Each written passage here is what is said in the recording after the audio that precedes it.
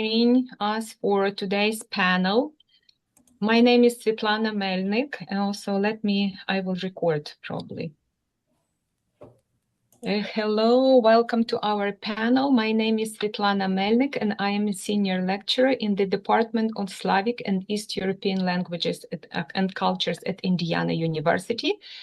And I have the pleasure and privilege of chairing this panel. We are pleased to have our colleagues from Europe who will share their insight on a very important topic, Ukraine and its neighbors around the Black Sea, Turkey, Balkans, Caucasus, prospects for rebuilding processes after the war. Each panelist will have approximately 20 minutes because unfortunately we have only 3 presentations today. One of our presenters are not able to join. So then the talks will be followed by Q&A session and comments from our audience. Let me introduce our first speaker, and first speaker is Sándor Földvári. Sándor attended our first conference in 2020 here in Bloomington, and it's a great pleasure to see Sándor here as well at this session. He pursued PhD and postdoctoral research at the University of Debrecen and the Hungarian Academy of Sciences, focusing on book migration, book trade, and Ukrainian brotherhoods. He has also studied in Vilnius and taught Lithuanian language and culture at the University of Debrecen for over 2 decades. His research, influenced by his mentor Yaroslav Isajevich, explores the intellectual history of the Grand Duchy of Lithuania and Ukrainian lands with a focus on brotherhood and confessionalization.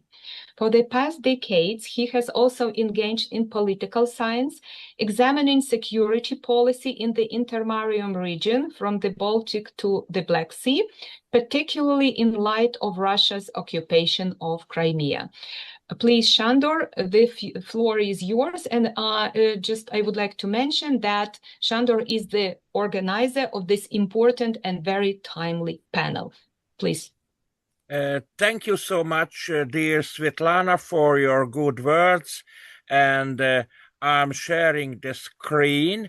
So my kind request, please let me know. Can you see my share screen and can you hear me? Well, everything is okay. Works. So, yes. Dear colleagues, my topic is an introductory topic to this session, to this panel, Ukraine's resources and Turkey's prospects or perspectives on the Black Sea gas fields from the west and east of the Crimea. And I'm very happy because this is my 4th presentation in Bloomington. Also, I presented twice via I presented via Zoom in the COVID, and I was here in person in the 1st and the 3rd conferences too. So Bloomington, the campus, and the squirrels and the great park in my heart. So let's go on if this presentation. Okay, yes, in Ukraine there are 3 oil and gas fields, generally in the Donbass, to the great sorrow. This is occupied. In Crimea, this is occupied, and in Carpathian Mountains. And I will not deal with the 3 fields, but I can mention that I published some papers about the sharp problems of our Hungarian authoritarian dictator Viktor Orbán, and this is one key point maybe as for the relation of Putin and Orbán, that in the Carpathian Mountains there is an oil and gas fields too, but I will speak about it at another conference. So, and as for the Donbass, it's a sad story, but there are huge and rich resources, natural resources of Ukraine. And let's go to the Crimea. So the Crimea also is occupied. You can see in the Black Sea there are significant gas and oil resources, and let's see in detail. So Ukraine holds, so altogether, as I have mentioned, three main gas fields. Ukraine holds 395 million barrels of proven oil reserves. It's about oil, not about gas. And thus Ukraine is the 51st in the world as for the oil reserves.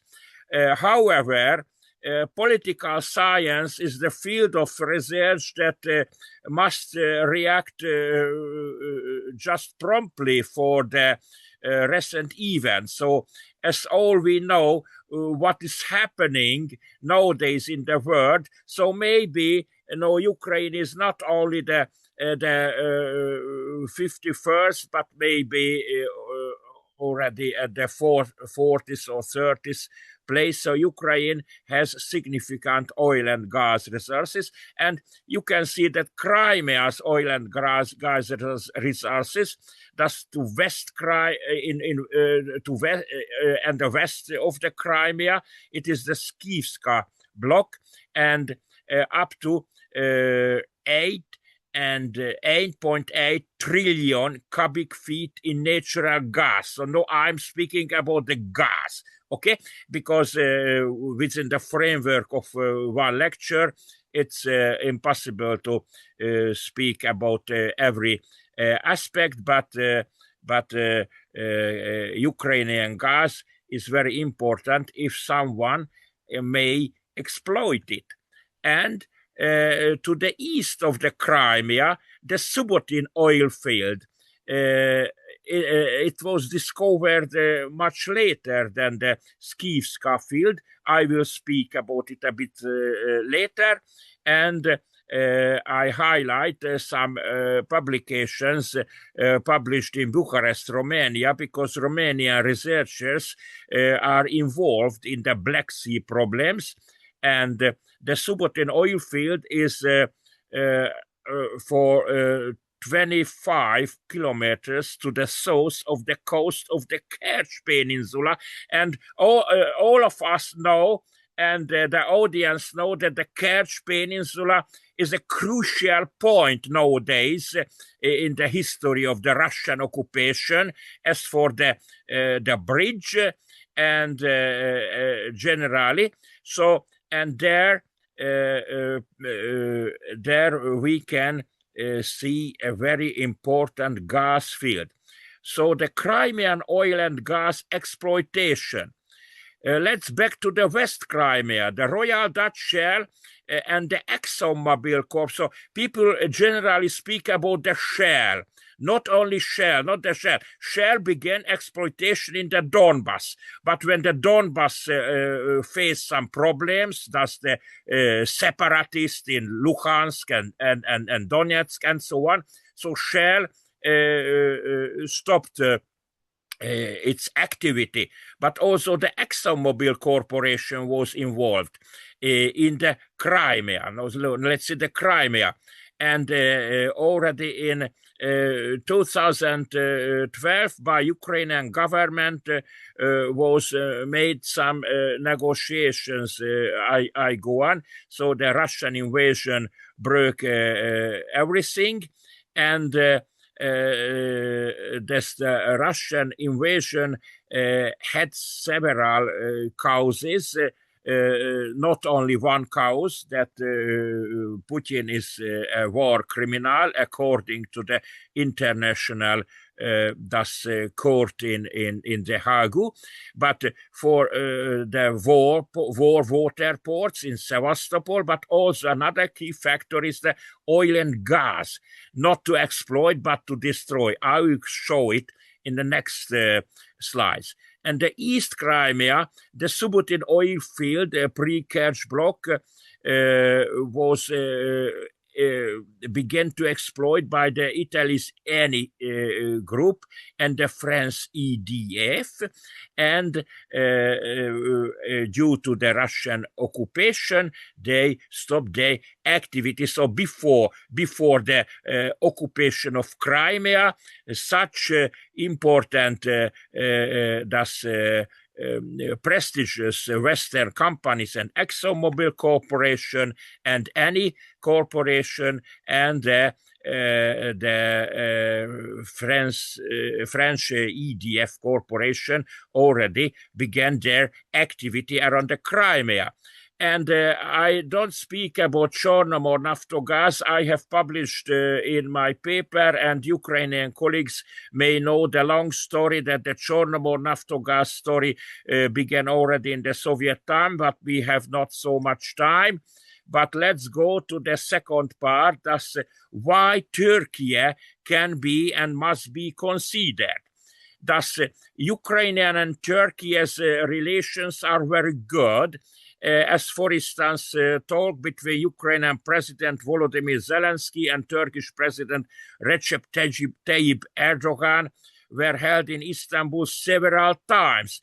And generally, when I publish my papers about political sciences, I always highlight that while the Hungarian dictator Viktor Orbán has very sharp and terrible relations to President Zelensky, thus Erdogan has a friendship to Zelensky. That's why it's important that dictatorship is not a good form of society, but even dictators can be clever, normal dictators in some political aspect, and mad dictators. And my leader, Hungarian Orbán, sorry for my word, but is a mad dictator, because even Recep Tayyip Erdogan is an authoritarian leader, but has good relation to Ukraine. And lately, the famous American organization, the Atlantic Council, held its last conference about Turkey's role in geopolitical situation in the recent world. And so let's go on. That Turkey has significant gas needs. And do I have 5 minutes? Yes, gas needs. And this is a very famous Turkish boat. And as you can see in this figure, Turkish gas exploitation is growing, but Turkey has still its gas needs, so therefore maybe Turkey can be involved in exploitation around Crimea. This is what I refer to as prospect. So these are, this is the Skivska block. You can see much better the Skivska gas block next to Odessa, and this is the next point why Russia attacking Odessa, because Odessa is not only a seaport but a very important place for exploiting shale gas under the maritime water. And so I don't speak about the details of the Skivska gas because we have only 5 minutes, and the Skivska gas with some references. And let's go on. It's more important as next to the Kerch Peninsula, we can see two small islands, and there are some oil and gas fields, and these were discovered a bit later, so already in the time of independent Ukraine. Some references to this question, and the Eni company, as I have already mentioned, already began to exploit the gas field also around the Kerch Peninsula. but Russia doesn't have the technology to extract these resources, but it intends to destroy them because Russia lacks the necessary technology, and Russia built, this is a Russian language map because this is for the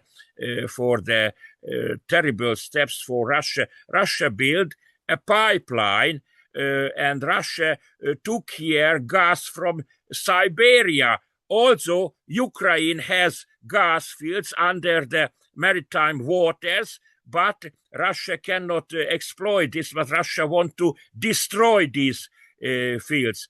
And my last point, within 3 minutes, the Crimean Tatars may be Turkey's possible human capital because Crimean Tatars are very active in political aspect.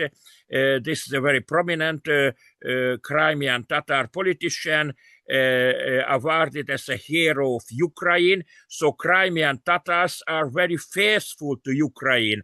Crimean Tatars are integrated part of Ukraine. And why to speak in general? Because this is the evidence.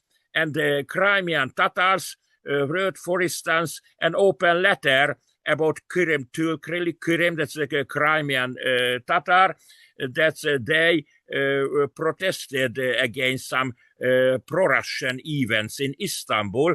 So, and last but not least, the Turkish and Ukrainian military cooperation has already begun, but we have specialists in this session about military topics too. And Turkey's perspective of Crimea, President Erdogan said that the security and well-being of Crimea's indigenous Crimean Tatar people are important to Turkey, and Turkey continues to stand by the Ukrainian government and Crimean Tatars. So Erdogan stands by the integrity of Ukraine, and the weight of Turkey is growing. So this is a picture about the meeting of the Prime of Great Britain, the United Kingdom, and the Ministry of Foreign Affairs of Turkey. And so this text will be given in the full paper. And Mark Rutte and Recep Tayyip Erdogan. So Rutte criticized Erdogan's dictatorship and authoritarian society when he was the prime minister of the Netherlands. But when Mark Rutte is the general secretary of the NATO, he praised the weight of Turkey, the geopolitical position of Turkey. And this is very symbolic that Mark Rutte, as a clever and pragmatic real politician, evaluates the role and prospects of Turkey in the geopolitical stability of the Black Sea. And I wanted to refer to Azerbaijan, but we have no time to deal with it. But I highlight that Azerbaijan must be considered too, as for the gas industry, as for the experiences in the gas industry and in political aspect. But we have an excellent specialist about Azerbaijan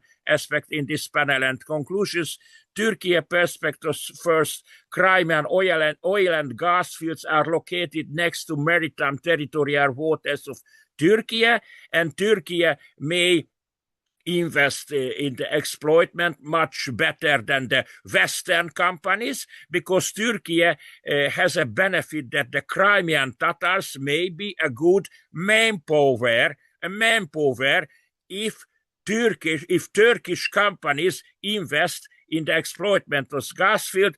And the last statement from the 17th of March by the European Parliament. This is Ukraine, so you can see the position of the European Parliament about the territorial integrity of Ukraine. And when I lectured about such topics in Uzhhorod, this is my last slide, a young Ukrainian student girl asked me a question that how to exploit these Ukrainian gas fields around Crimea because it's occupied by Russia. And this is an answer from the Crimean Tatar Center.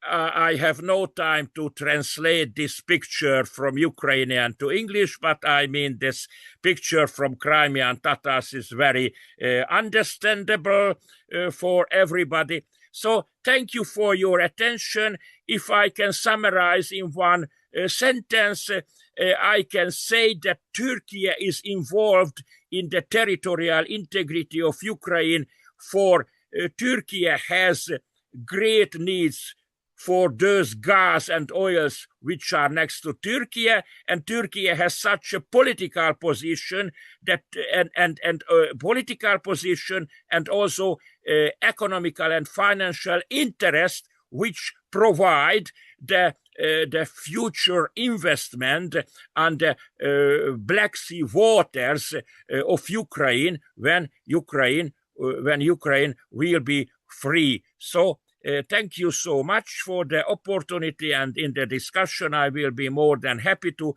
answer question, and some question regarding political and military question may be better analyzed by the next paper presenter. So thanks so much again. Thank you so much, dear Sándor, for this very informative and timely paper. And let me introduce our next to open the floor for our discussion. So, dear colleagues, if you have any questions, comments, or insights, please share with our speakers and our presenters. Pan Petrokuzik, please. Thank you, Svitlana. Thank you, all the speakers, for the very interesting talks. I have a question to Eva Gurbanova, but maybe also it may at least partly refer to Sándor Földvári's speech regarding this pragmatic balancing strategy that Turkey is now using in regards its policy in the Black Sea and towards Ukraine's conflict of Russia's intervention in Ukraine. My question is as follows. I do understand the logic of this strategical balancing, although frankly I don't share this kind of approach. But what I wanted to ask is about the dynamics that the conflict creates. It surely does influence the balance, and so the Turkey must react accordingly. So in this case, don't you think that the imbalance basically created by this conflict, I mean, Ukraine was pretty successful. How I see this on this position.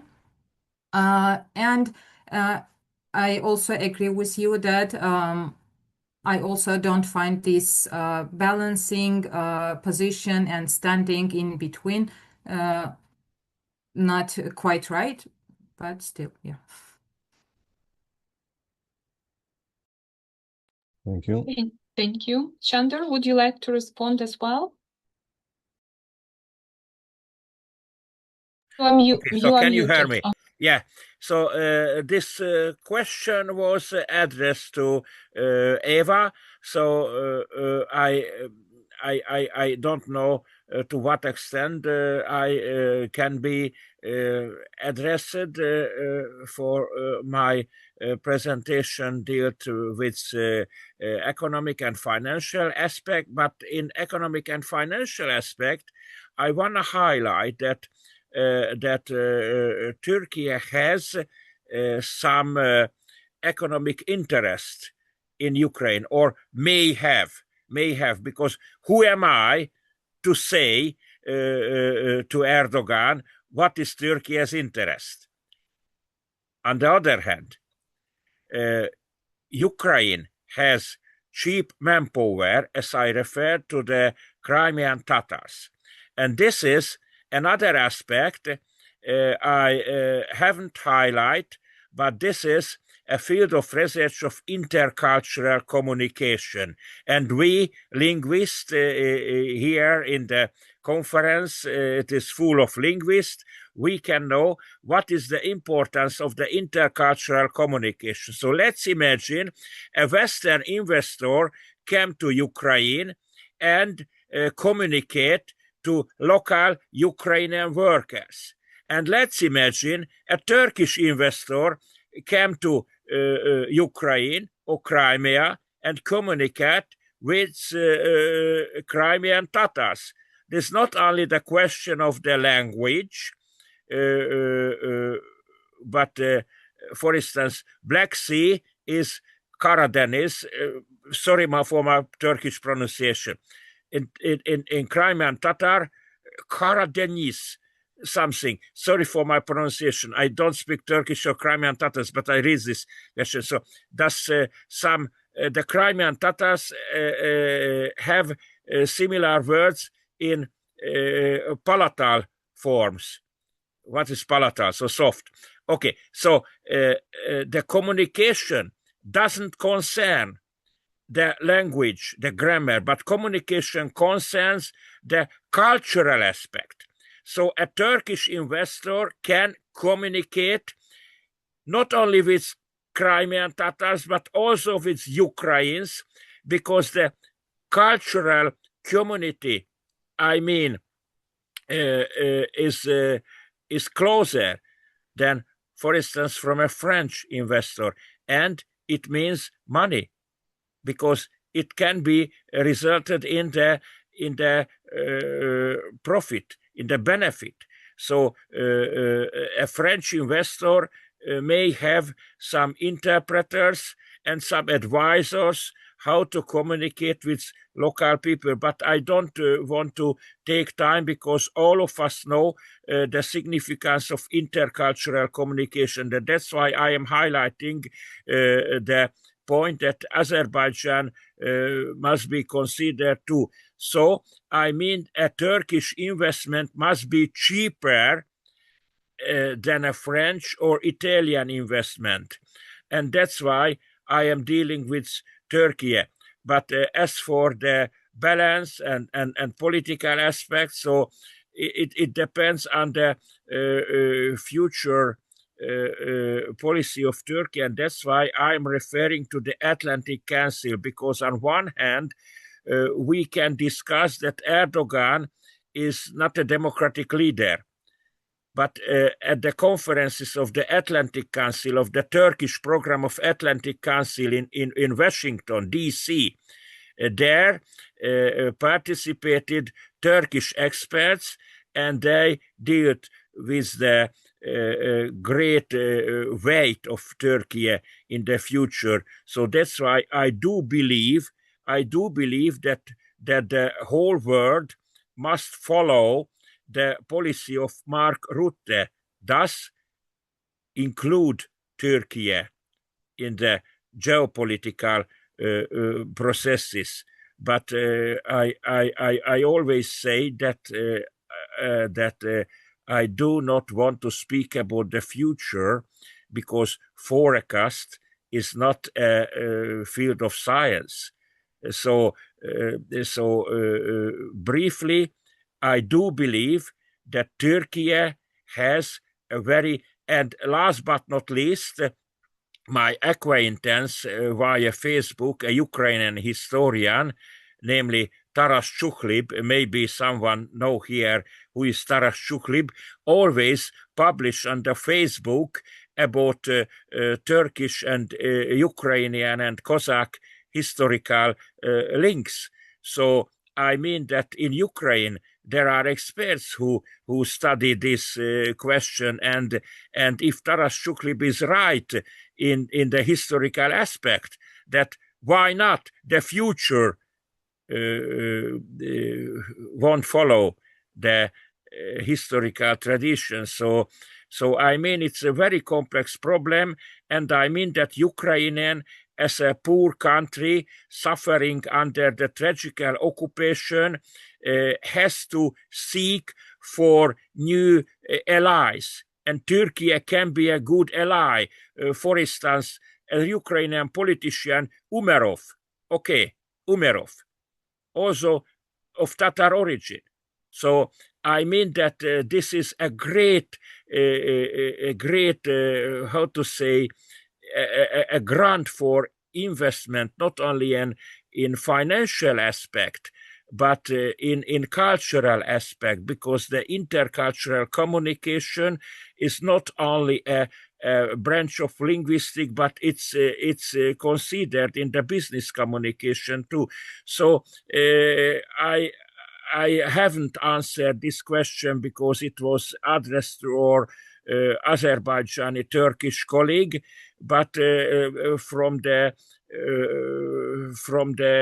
Ukrainian and from the general international position, I mean that Türkiye is a powerful country and must be considered. And in Ukrainian, for instance, another friend in Facebook of my side, Ismailov, how to say his family name, the great mufti of the Ukrainian Muslims, also a significant person in the Ukrainian cultural life. So I mean that Ukrainian may have some prospects in Turkey. And what Turkey will do, that is, it depends on the political processes in Turkey, but I am not a person to say what will be what happens at the next election in Turkey. So there is a great possible ally to Ukraine, and Ukraine is not a position to allow not to consider possible allies. So thanks so much. I haven't answered this question, but this is my view. Yeah, thank you so much, Sándor. Yes. Пане Володимире, please, будь ласка. Thank you. I don't know whom I should address this question, maybe to all the panelists. I remember reading a book called The Black Sea, The History, by an author who has interest in Caucasus, I think an American who spent some time in Georgia. And I remember one striking thing for me was that the peoples that live around the sea have very little to share in common. Very different cultures, very different histories. Of course, there are some connections, but generally, for such a relatively small place, the sea doesn't seem to be a unifying factor. But as I was listening to Sándor, I was thinking that maybe, and I'm thinking about this as from American universities' perspective, what we can do to develop programming in Eastern European studies and help Ukraine in some way. And it strikes me that maybe the people of Turkic cultures and languages, if you look around the periphery of the sea, that's where they are. You have a sizable population, in Batum area where Georgians of large origin speak a Turkic language. You have Crimean Tatars, definitely Turkey, of course, but also in the Balkans. So I wonder if this might be a unifying theme. If, let's say, we are to propose to set up and raise money for an endowment that can sort of, and the only reason I'm asking this question, I know this is far from geopolitics, but I think maybe people who are here can weigh in and advise on what, if this is a viable idea, if it has any legs to it, so to speak. Thank you. Thank you so much. Who would like to respond, to share their insight? If you allow, very briefly, not so long answer that. Briefly. I want to recall when I visited Bloomington and when I read about students of Ukrainian studies in the States, there were various students involved in Ukrainian studies, also Afro-American students, also Verayo students. And my reaction to Volodymir's comment is that the Ukrainian studies must be broadened. So Ukrainian studies are very important studies of the worldwide culture. So if we can see some contacts between Turkish studies and Ukrainian studies, and if you have at American universities Verayo students studying Ukrainian history and culture, so it will be fruitful also in geopolitics. And I'm a very pragmatic person. That I mean that Volodymyr's comment was a bit philosophical. I summarize only that in pragmatic aspect, this is a field to be studied. Thanks so much. Thank you, Sándor. Thank you very much. Nadia, please. Pani Nadia. Thank you. I just would like to comment about intercultural connections and about all these relations, and it's really very important, and it influences a lot on people. And because I am since 2018, I'm working as editor of series Crimean Tatar prose in Ukrainian. We translated and published 5 books already, and for now we are in the process of preparing 2 more historical novels. And it's very important that 5th book was translated from Turkish language. Its book, the author is Crimean Tatar, but she lives in Turkey and she wrote in Turkish, of course. It was her first novel, and the Ukrainian language was the first foreign language into which this book was translated. And it was very important to her to present her book, the first abroad, especially in Ukrainian language. And we organized a few presentations online, of course, because it was summer 2022, with students in Kyiv National University dedicated to Taras Shevchenko. Because in this university we have 2 centers on Department of History. We have Center for study Turkish and Crimean Tatar history, and in Faculty of Philology we have a Center of Studies Crimean Tatar and Turkish languages as well. So these students, it's ethnic Ukrainians, Crimean Tatars, and other people. They learn Crimean Tatar language and Turkish language, of course, and a few generation of good translator. They obtained degree from these centers, which is good. And for now, we are working on 2 historical novels by prominent Turkish writer, but he was Crimean Tatar by origins, Cengiz Dagci. And he lives in London, in Great Britain, since after the Second World War, and write in Turkish. And it will be the first translation into Ukrainian language, his prominent historical novel, which is very important, in my opinion, especially in the context of decolonization of Ukrainian culture, because he is very sharp-minded and very critical regarding Soviet regime and so many things which Soviet political regime done to the Crimean Tatars during the 20th century.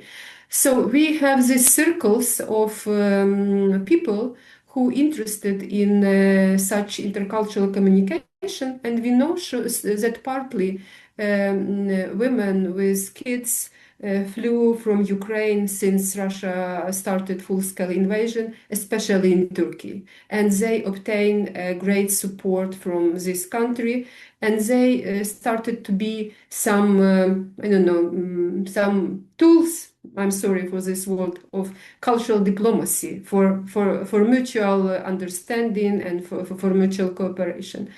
So I think we have a lot of common, and we have a lot to do together. Thank you. Thank you so much. Wonderful. Eva, please. About translations and this support from Turkish government related with Ukrainian history, everything related with it. When I was studying my master's degree there, I was working on Promethean movement, especially on Ukrainian side of it. And in Turkish, I couldn't find even one book. They still have some us under the table, and they will do that.